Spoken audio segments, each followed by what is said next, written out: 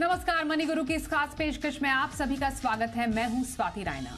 DIY यानी do it yourself निवेश का चलन काफी बढ़ा है, पर एम्फी के पिछले कुछ सालों के डेटा से यह भी पता चलता है कि डायरेक्ट प्लान के निवेशक SIP को जल्दी रोक भी रहे हैं।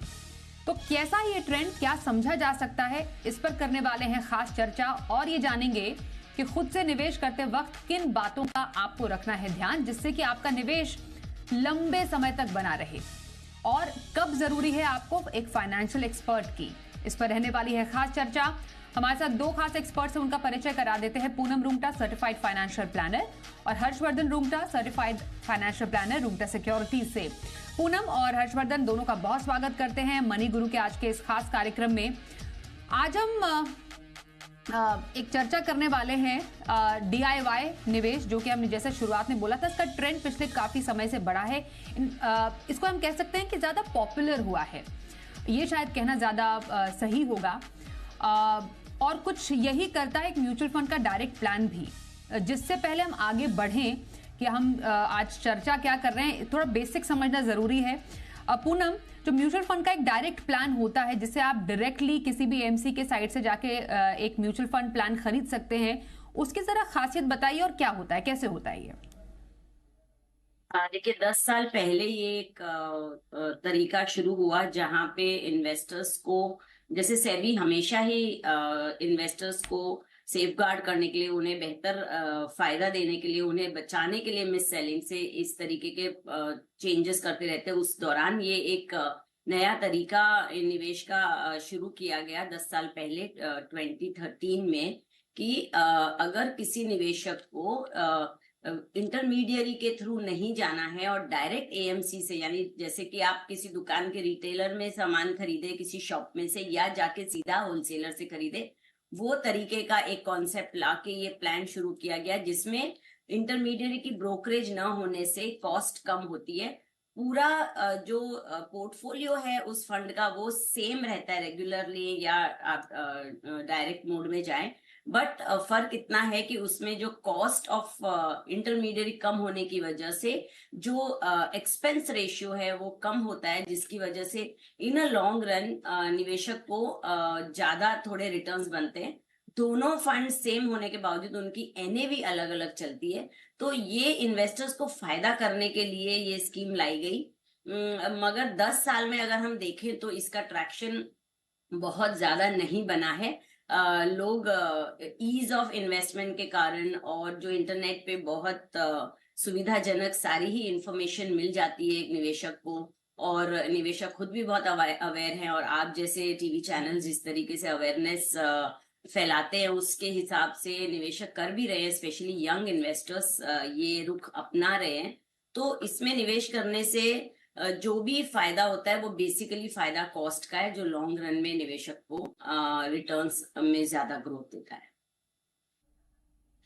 ओके, तो डायरेक्ट प्लान क्या इसकी खासियत है? जनवरी 2013 में सेबी लेकर आई थी डायरेक्ट प्लान, जैसा पूनम ने भी बताया। लगभग 11 साल इस बात को हो चुके हैं, और इसके बाद हमने एक ट्रैजेक्टरी देखी है। डेफिनेटली निवेशकों का इसमें जो रुझान है वो भी अच्छा खासा बढ़ा है। पर नंबर्स क्या कहते हैं? हर्षवर्धन, डायरेक्ट और रेगुलर प्लान की अगर बात करें पिछले 5 सालों में, और टेबल भी अभी हम दिखाएंगे, डायरेक्ट प्लान रेगुलर प्लान के मुकाबले अभी भी लोकप्रिय जरूर हैं, लेकिन नंबर्स के लिहाज से उससे ज्यादा नहीं है। मतलब जो डायरेक्ट प्लान का जो AUM भी है, या फिर जितने का डायरेक्ट प्लान अभी म्यूचुअल फंड में है, वो रेगुलर प्लान से अभी भी कम है।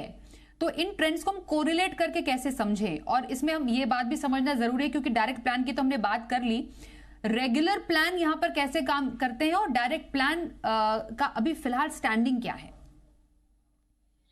देखिए स्वाति, जैसे पूनम ने भी कहा कि 2013 में सेबी ने एक ऑप्शन दिया इन्वेस्टर्स को कि आपको, अगर आप ऐसे एक इन्वेस्टर हैं जो अपनी एसेट एलोकेशन खुद से कर सकते हैं, जो एसेट एलोकेशन डिसाइड होने के बाद में अपनी स्कीम का जो पोर्टफोलियो क्रिएशन है वो खुद से कर सकते हैं। अलग अलग स्कीम, आप अलग मार्केट सेगमेंट्स में कैसे आपको अपना पोर्टफोलियो बनाना है, आप उसे रेगुलर मॉनिटर और रीबैलेंस कर सकते हैं।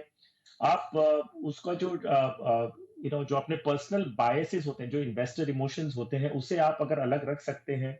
आप जो एडमिनिस्ट्रेटिव काम है पूरे इन्वेस्टिंग का, जो आपका इन्वेस्टमेंट करना है, रिडेम्पशन करना है, नॉमिनेशंस को अपडेट करने, चेंज करने हैं, केवाईसी करना है, बैंक डिटेल्स जो अपडेट करने होते हैं फोलियो में, अगर ये सारी चीजें आप खुद से कर सकते हैं, तो आपके पास एक ऑप्शन है कि आपको, क्योंकि इंटरमीडिएटरी कोई भी म्यूचुअल फंड डिस्ट्रीब्यूटर एडवाइजर की जरूरत नहीं है, आप ऐसी स्कीम में इन्वेस्ट करें जहां पे आपको जो इंटरमीडियरी की जो कॉस्ट होता है वो नहीं लगता। तो वो हो गया आपका डायरेक्ट प्लान, जिसमें टीईआर, आपका जो टोटल एक्सपेंस रेशियो, कम है।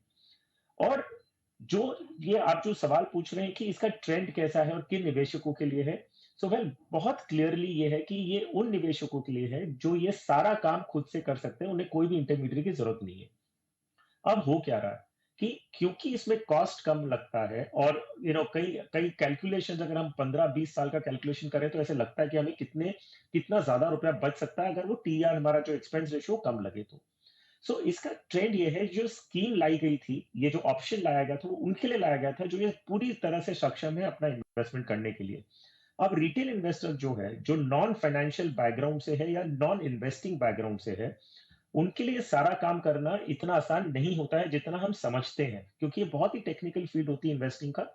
और अगर सिर्फ एक इन्वेस्टर ने सिर्फ कॉस्ट का फायदा देखते हुए, क्योंकि कॉस्ट कम लगने वाला है, उसकी वजह से मैं ये डायरेक्ट प्लान में जा रहा हूँ, रेगुलर में नहीं जा रहा हूँ, तो उसका जो नुकसान आप अपने आप के लिए करते हैं, वो कई ज्यादा होता है जितना आपने फायदा जो कम एक्सपेंस रेशियो से कमाते हैं। अब इसका ट्रेंड क्या है? शुरू शुरू में एक बार ये बहुत तेजी पकड़ा था, लेकिन सूनर और लेटर इन्वेस्टर्स रियलाइज करते हैं कि क्या वो खुद से मैनेज नहीं कर पाते हैं, तो क्यों ना एक छोटी सी कॉस्ट देके एक एडवाइजर या म्यूचुअल फंड डिस्ट्रीब्यूटर की सहायता ले सके। अगर हम नंबर्स की बात करें, करीबन 30% आज की तारीख में, 30 to 40 की रेंज में, आप कॉर्पोरेट्स और एचएनआईज को अलग करेंगे तो अलग मैटर है, लेकिन ओवरऑल 30 to 40% के बीच में आज की तारीख में डायरेक्ट प्लान का एयूएम होगा। जो एसेट्स हैं, जो टोटल एयूएम 50 लाख करोड़ का है, उसका करीबन 30 to 40% डायरेक्ट प्लान में होगा, और बाकी रेगुलर प्लान से है। अब डायरेक्ट प्लान के जो प्रोफाइल ऑफ इन्वेस्टर्स हैं, वो आपको कॉर्पोरेट्स दिखेंगे, आपको एसेंशियली कॉर्पोरेट्स और एचएनआई फैमिलीज दिखेंगी, और रिटेल का भी पार्टिसिपेशन, ऑफ कोर्स, जो कॉस्ट सेंसिटिव है वो उसमें जा रहे हैं, but currently it would be around 30 to 40% of the total AUM. Okay, तो ये हमने आंकड़ों से समझा दरअसल ट्रेंड क्या चल रहा है। पर एक और जो ट्रेंड है जो ये बताता है पूनम, क्योंकि जब भी एम्फी अपना डेटा रिलीज करते हैं एसआईपी के, उसमें ये डेटा जरूर होता है। एक तो ये डेटा डेफिनेटली होता है कि कितने लोगों ने एसआईपी शुरू की, एसआईपी का नंबर कितना बढ़ा है, एसआईपी एयूएम कितना बढ़ा है। पर यह डेटा भी होता है कि कितने लोगों ने एसआईपी रोकी है। उसमें हमारे पास जो फिलहाल 2 साल पहले तक का डेटा है, उसमें ये बात पता चली है कि इन प्लान्स में जो डायरेक्ट प्लान होते हैं, जो एसआईपी रोकी गई है, उसमें डायरेक्ट प्लान्स का शेयर ज्यादा है। आपको क्या वजह नजर आती है जब जो डीआईवाई निवेश हो गया है, जो डायरेक्ट प्लान है, उसमें लोग ज्यादा एसआईपी को रोकते हैं? देखिए, जैसे हर्ष ने भी अभी बताया कि जो निवेशक पूरी तरीके से ये फाइनेंशियल प्लानिंग के प्रोसेस को समझते हैं, लॉन्ग टर्म इन्वेस्टमेंट की बात को पूरी तरह जानते हैं, वही डायरेक्ट इन्वेस्टमेंट में जाएं तो बेहतर होगा, क्योंकि इसमें हैंड होल्डिंग नहीं है, कोई एडवाइजर की इसमें रिसर्च या एनालिसिस उन्हें नहीं हेल्प करती है बताने के लिए कि किस सिचुएशन में पैनिक करें और किस सिचुएशन में आप अपने एसेट को एलोकेशन चेंज करें और बंद करें। अब जैसे फॉर एग्जांपल कल एक एम्फी का ये सेबी की guideline I about the small caps की वो किस तरीके से उसमें इन्वेस्टर्स को सेफगार्ड करने के लिए उसमें चेंजेस लाने चाहिए।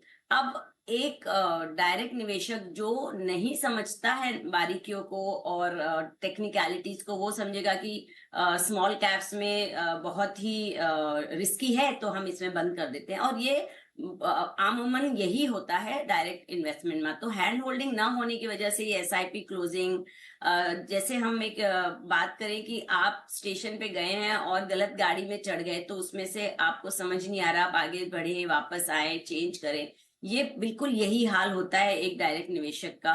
तो एसआईपी बंद होने का कारण और बहुत से इस तरीके के वो पैनिक होके और बिना जानकारी के जब निवेश करते हैं, क्योंकि हर निवेश का पोर्टफोलियो यूनिक होता है। वो किसी दो पर्सन का सेम नहीं होता। जैसे आपका रिस्क एपेटाइट अलग अलग होगा, उस वजह से स्कीम का चॉइस अलग होगा। आपका एज प्रोफाइल की वजह से, आपके गोल कितने पास हैं, कितने दूर हैं, उस हिसाब से स्कीम्स चुनी जाती है। और जो एक प्रोफेशनल एडवाइजर होते हैं वो ये सब चीजों को ध्यान में रखते हुए निवेश करते हैं, ना कि आपके दोस्त ने कोई निवेश शुरू किया था, उसमें अच्छे पैसे बने तो मेरे भी पैसे बन जाएंगे, ये सोच के यूजुअली वो लेते हैं। और बारीकियां ना समझते हुए वो गलत निवेश करके उन्हें फिर वो जल्दी बंद करते हैं। ऐसा करने से बहुत तरीके के नुकसान होते हैं स्वाति। पहला तो आप जल्दी बंद करते हो, जल्दी निकलते हो, टैक्सेबिलिटी आती है। आप एक साल के अंदर अगर उसमें से, because it is ease of investment, आपको एक बटन क्लिक करना है और आपका निवेश हो जाता है, एक बटन क्लिक करना है आपका निवेश बंद हो जाता है, रिडीम कर सकते हैं, आपके पास सब सहूलियतें at a click of the button है। तो उसमें आप टैक्सेबिलिटी भी करते हैं, लगाते हैं, और आपका पार्टिसिपेशन छूट जाता है लॉन्ग टर्म में। तो आपका उस निवेश के प्रति आपका जो विश्वास है वो ही कम हो जाता है, यानी you lose your interest in the, कि भाई म्यूचुअल फंड तो पैसे नहीं बना के देता है। तो ये जो बातें हैं ना, उस वजह से एसआईपी स्टॉप भी होती हैं। और आज आप देखेंगे टोटल जो निवेशक हैं, according to the data available, 76.56 lakh investors हैं आज के दिन म्यूचुअल फंड में अक्रॉस द कंट्री। उसमें से डायरेक्ट निवेशक सिर्फ 3.66 लाख हैं। तो ये तो कुछ भी नहीं हुआ, बिकॉज परसेंटेज वाइज जिस तरीके से निवेश बढ़ रहा है उस हिसाब से डायरेक्ट निवेश में इतना रुझान नहीं है, बिकॉज गाइडेंस बहुत जरूरी है प्रोफेशनल की, to make a unique portfolio for yourself. बिल्कुल, हैंड होल्डिंग का जिक्र आपने किया, ये बहुत ही इंपॉर्टेंट बात है। और हैंड होल्डिंग क्यों जरूरी है, और इसमें आपने कई कारण बताए पूनम। एक मैं हर्षवर्धन आपसे भी इस पर एक राय लेना चाहती हूँ, क्योंकि आप जो जिन निवेशकों से बात करते हैं उनके क्या सवाल रहते हैं। मतलब मानिए किसी ने डायरेक्ट निवेश किया, क्योंकि कई ऐसे डीआईवाई निवेशक भी होते हैं, हमारे पास भी कई सवाल आते हैं कि ऑलरेडी वो निवेश कर चुके हैं और उसके बाद वो सवाल पूछ रहे हैं कि हमने इस फंड में निवेश किया था, हमारा ये पोर्टफोलियो बताइए, हमारे पोर्टफोलियो में तो नुकसान हो रहा है, क्या मैं एसआईपी रोक दूं, क्या मैं एसआईपी को जारी रखूं। क्या वजह रहती है? एक इमोशनल बायस भी है, एक रीसेंसी बायस भी है कि कोई एक फंड अच्छा कर रहा था इसलिए हम इस फंड में पैसे डाल रहे हैं, या इमोशंस में आके मार्केट अभी अच्छा नहीं कर रहा है या इस फंड ने अच्छा नहीं किया तभी रोक रहे हैं। ये वजहें हैं जो कि एक निवेशक पर हावी हो जाती है, जिसकी वजह से जो स्पेशली जो डायरेक्ट निवेशक हैं, जो डीआईवाई निवेशक हैं, जो हम to be very frankly simple, किसी भी फाइनेंशियल सलाहकार की मदद के बगैर जो लोग निवेश करते हैं, खुद से निवेश करते हैं, वो उनको इन प्रॉब्लम से दो चार होना पड़ता है। जी हाँ स्वाति, आपने जो जिक्र किया था कि 2 साल पहले का जो हमारे पास नंबर्स हैं, वो नंबर्स ही अगर हम खाली एनालाइज करें तो आपको सारी कहानी पता चल जाएगी। सो जो हमने बात की कि 3 साल के बियॉन्ड, या एम्फी का डेटा 2 साल पुराना भले ही हो, लेकिन मुझे नहीं लगता कि बहुत ज्यादा बदलाव हुआ है। सो 3 साल के बियॉन्ड जो एसआईपी रखते हैं, जो डायरेक्ट प्लान में है, सिर्फ 5% एसआईपी है जो कंटिन्यू कर रही है 3 साल के बियॉन्ड। ओके, रेगुलर प्लान में ये नंबर 16% है। सो जहां डायरेक्ट प्लान 5% एसआईपी 3 साल के बियॉन्ड कंटिन्यू हो रही है, डायरेक्ट प्लान में 16% एसआईपी 3 साल के बियॉन्ड कंटिन्यू कर रही है। 5 साल के अगर आंकड़े लेते हैं तो डायरेक्ट प्लान में सिर्फ 2% एसआईपी है जो कंटिन्यू कर रही है। मतलब 98% लोगों ने अपनी एसआईपी बंद कर दी है जो 5 साल बियॉन्ड की बात कर रहे हैं। और यही आंकड़ा अगर रेगुलर प्लान में लेते हैं तो 10% लोगों ने एसआईपी कंटिन्यू की है और 90% लोगों ने बंद की है। सो जो ये मिस गाइडिंग फैक्टर जो मैं पहले पार्ट में बता रहा था आपको, कि अगर आपने सिर्फ कॉस्ट सेविंग के पॉइंट ऑफ व्यू से ये देखते हुए कि 20 साल की एसआईपी में फर्क कितना पड़ता है, वो देख के आपने रेगुलर प्लान नहीं लेके डायरेक्ट प्लान लिया है, और आपको समझ नहीं थी, सिर्फ कॉस्ट बचाने के लिए किया, तो कहां आपने 20 साल इन्वेस्टेड रहे हैं। इन्वेस्टर जब 20 साल इन्वेस्टेड रहेगा तब वो फायदा मिलेगा, लेकिन क्योंकि आपने किसी की सलाह नहीं ली और आपको खुद को जानकारी नहीं थी, आपको जो मार्केट की वॉलेटिलिटी है उस समय कोई एडवाइस वाला नहीं मिला। आपके जो पर्सनल बायसेस हैं, आपने जैसे कहा कि मार्केट को थोड़ा वॉलेटाइल होता है हम बंद कर देते हैं एसआईपी, मार्केट गिरता है हमें लगता है कि नहीं अभी नहीं, हम रुक के इन्वेस्ट करना शुरू करेंगे। तो जो मार्केट टाइमिंग का एसेंस है वो आपने एसआईपी में भी लेके आ गए, तो जो रियल फायदा इन्वेस्टमेंट का वो तो आपको मिला ही नहीं। इसी कारण से मैं कह रहा था कि जितना नुकसान आप अपना करते हैं, या डायरेक्ट प्लान लेके जब आपको नॉलेज नहीं है सिर्फ खर्चा बचाने के लिए, जितना आप खर्च बचाने की जो इच्छा रखते हैं, उससे कई ज़्यादा नुकसान अपने अपने पोर्टफोलियो के लिए कर चुके हैं। अब ये कारण होता है कि इन्वेस्टर्स बंद क्यों करते हैं? क्लियर बात है, क्योंकि वो इस फील्ड के नहीं है। जब आप कोई नई एरिया में अपना इन्वेस्टमेंट्स करते हैं या कोई ऐसी जगह पे आप जाते हैं जहां एक्सपर्टीज नहीं है, हर एक जगह में आपको एक सलाहकार की जरूरत पड़ेगी। आपके बायसेस नहीं रहेंगे, क्योंकि हम जब खुद के, आप मान लीजिए आपने जैसे कहा कि कोई स्कीम का नाम सुन के इन्वेस्टमेंट शुरू कर दिया उन्होंने, लेकिन उन्हें पता ही नहीं कि मार्केट जब ऊपर नीचे करेगा तो हमें बिहेव कैसे करना है। तो अगर ऐसी कोई सिचुएशन में आपके पास कोई मार्केट का या कोई प्रोफेशनल या एमएफडी है या कोई एडवाइजर है, आप उनसे जब बात करेंगे वो आपको डेटा पॉइंट्स देके समझा सकते हैं कि मार्केट वॉलेटिलिटी बहुत कॉमन है। ये आपको भी कॉन्फिडेंस देता है एज एन इन्वेस्टर, फिर आप कंटिन्यू कर सकते हैं। सो ये मेरा सिर्फ एक ही चीज है कि समटाइम्स हम पेनी वाइज पाउंड फुलिश बनने के चक्कर में हम बड़ा जो हमारा जो फायदा है वो नुकसान कर देते हैं। सो मोटा मोटी ये क्यों ऐसा हो रहा है कि सिर्फ 2% लोग डायरेक्ट प्लान वाले कंटिन्यू करते हैं 5 साल बियॉन्ड, इज प्राइमरी बिकॉज वो उनकी फील्ड नहीं है और वो मार्केट की वॉलेटिलिटी को नहीं समझते हैं, और बिना कुछ जानकारी के अगर आप कोई चीज कर रहे हैं तो घबराहट ज्यादा होती है। तो इसी कारण से आप देखेंगे कि डायरेक्ट इन्वेस्टमेंट्स जो है वो लॉन्ग टर्म के लिए टिकते ही नहीं है, जहां पे एक एडवाइस पोर्टफोलियो ज्यादा लंबा तक इन्वेस्टेड रहता है। डायरेक्ट इन्वेस्टमेंट जैसा हर्षवर्धन और पूनम भी कह रहे हैं, अगर आपको इसको continue longer period of time के लिए रखना है तो आपको जानकारी, सही जानकारी होना बेहद जरूरी है, चाहे वो खुद से आप गेन करें या फिर थ्रू एक फाइनेंशियल सलाहकार आप गेन करें, पर जागरूक बनने की बेहद जरूरत है। फाइनेंशियल सलाहकार की जरूरत आपको कब पड़ती है, कब पड़ सकती है? दूसरा, कई बार आप मिस सेलिंग का भी शिकार हो जाते हैं, जिससे आप एडवाइस ले रहे हैं वो आपको गलत प्रोडक्ट अगर सजेस्ट कर ले तो ये कैसे पता करें? इस पर रहेगी एक खास चर्चा, थोड़ी देर में बने रहिए हमारे साथ।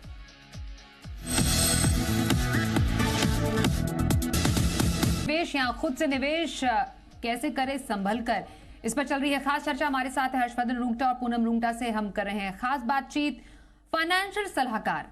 सबसे पहले पूनम ये जरा बताइए, क्योंकि हमारे पैनल पर 2 फाइनेंशियल सलाहकार है, क्यों जरूरी है उन लोगों के लिए जो कि आपको लगता है कि उनको किसी गाइडेंस की जरूरत है अपने फाइनेंशियल जर्नी में? देखिए, जैसे एक सिंपल आप एक डॉक्टर के पास जाते हैं अपनी बीमारी का इलाज करवाने, उसी तरह एक फाइनेंशियल प्लानर जो होते हैं वो एक प्रोफेशनल होते हैं जो आपकी पैसे को लेके जो भी परेशानियां हैं या जो भी गोल्स हैं उनको अचीव करने में आपकी हेल्प करते हैं। हम हर छोटी से छोटी चीज के लिए प्रोफेशनल के पास जाते हैं, तो अपने हार्ड अर्न मनी के लिए भी उन्हें निवेश करने के लिए, उनसे पैसा बनाने के लिए हमें एक सलाहकार की मदद लेनी चाहिए, क्योंकि वो अपने काम को जानते हैं।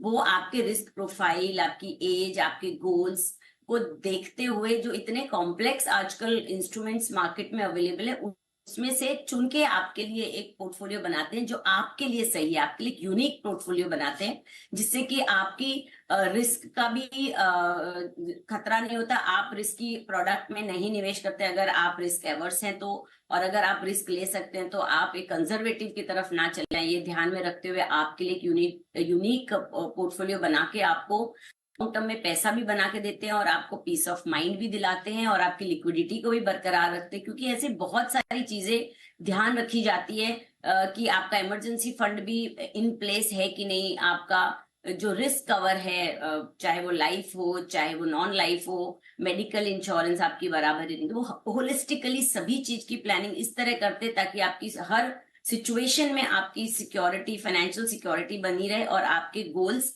टाइम टू टाइम बहुत आराम से आप उन्हें अचीव कर पाए। उसके लिए आपको कितने मंथली बचाने हैं, कि कब लोन लेना है, कब रीपेमेंट करना है, ये सभी तरह की उसके अंदर सलाह आती है टैक्सेशन को मद्देनजर रखते हुए।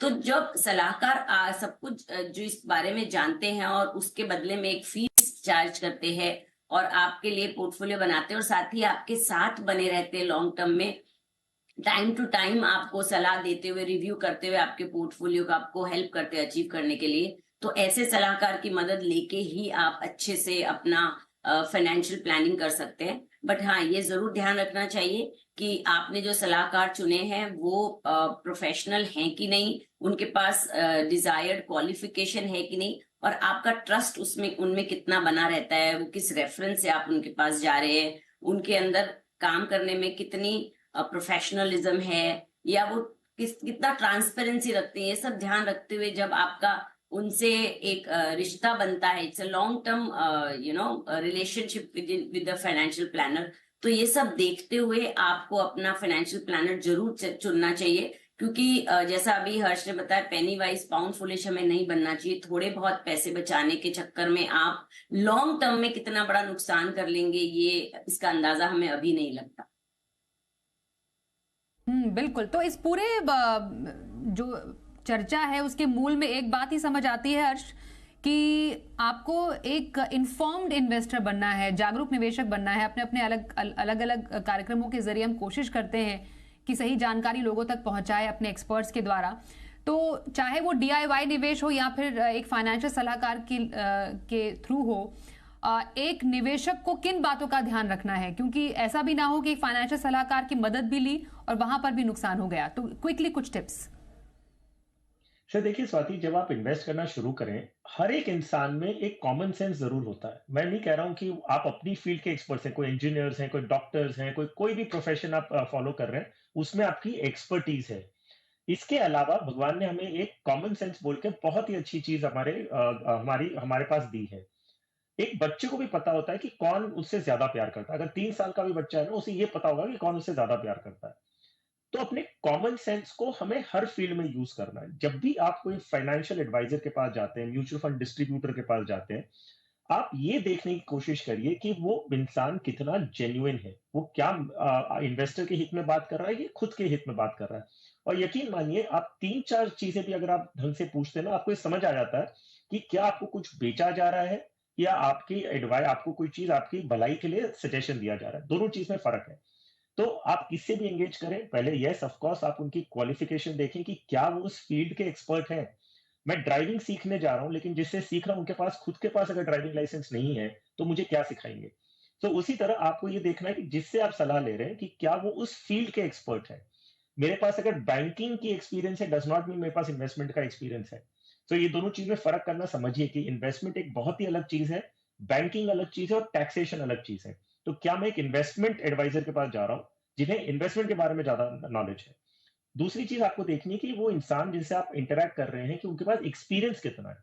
एक नया नया सर्टिफाइड पर्सन जो बाहर आता है और एक जो सर्टिफाइड है और 20 साल से प्रैक्टिस कर रहा है, उनमें आपको फर्क दिखेगा, क्योंकि एक्सपीरियंस जो सिखाता है वो डिग्री इमीडिएटली नहीं सिखाती। तो एक्सपीरियंस देखिए, ये देखिए कि उनकी क्वालिफिकेशन क्या है। तीसरी चीज आपको समझ लेना है कि आपके हित में बात कर रहा है कि खुद के हित में बात कर रहा है। चौथी चीज जो आपको देखनी है वो ये है कि हर एक इन्वेस्टमेंट एडवाइजर या हर एक इंटरमीडियरी का खुद का एक पर्सनल बायसेस होते हैं। उनकी खुद की एक पर्सनैलिटी होती है जो वो रेप्लिकेट करना चाहते हैं हर इन्वेस्टर में। तो आपको ये देखना है कि क्या आपका इन्वेस्टमेंट प्रोफाइल और आपके एडवाइजर का जो थॉट प्रोसेस है, क्या वो मैच करता है। एक सिंपल सा उदाहरण देता हूं, एक बच्चे को कितनी स्वेटर पहननी है ये उस पर डिपेंड करता है कि माँ को कितनी ठंड लग रही है। तो अगर माँ को बहुत ज्यादा ठंड लग रही है, बच्चे को भी 3-4 स्वेटर पहनाएगी। उसी तरह आप अगर एडवाइजर के पास जा रहे हैं, आपको ये समझना है कि एडवाइजर का क्या बायसेस है और वही बायस आपके पोर्टफोलियो में आने वाला है। तो क्या मेरी प्रोफाइल और मेरा माइंडसेट और एडवाइजर का माइंडसेट मैच करता है। और लास्ट चीज, हर एक इंसान जो आपसे बात कर रहा है वो जरूरी नहीं एडवाइजर है, वो सेल्समैन भी हो सकता है। तो क्या वो सेल्स कर रहा है कि एडवाइस कर रहा है, ये फर्क आपको समझना है और फिर आप डेफिनेटली एंगेज करें। अगर आप कॉन्फिडेंट है, खुद से मैनेज कर सकते हैं, तो बेशक आप DIY डायरेक्ट प्लान्स में करें। अगर नहीं कॉन्फिडेंट है तो पेनी वाइज पाउंड फुलिश। बिल्कुल। तो कुल मिलाकर हर्षवर्धन, जैसा आप भी बता रहे हैं कि फाइनेंशियल सलाहकार का अपना एक रोल होता है, फाइनेंशियल सलाहकार को भी चुनना है अगर आपको तो एक जागरूक निवेशक बनना ही है, खुद से निवेश करना चाहते हैं तो खुद उसकी रिस्पॉन्सिबिलिटी लीजिए और लॉन्ग टर्म के लिए उस निवेश को आगे बढ़ाइए, अच्छी जानकारी रख के। बहुत धन्यवाद पूनम और हर्षवर्धन, आप दोनों का हमारे साथ इस कार्यक्रम में शामिल होने के लिए। रुकते एक ब्रेक के लिए, देखते रहिए जी बिजनेस।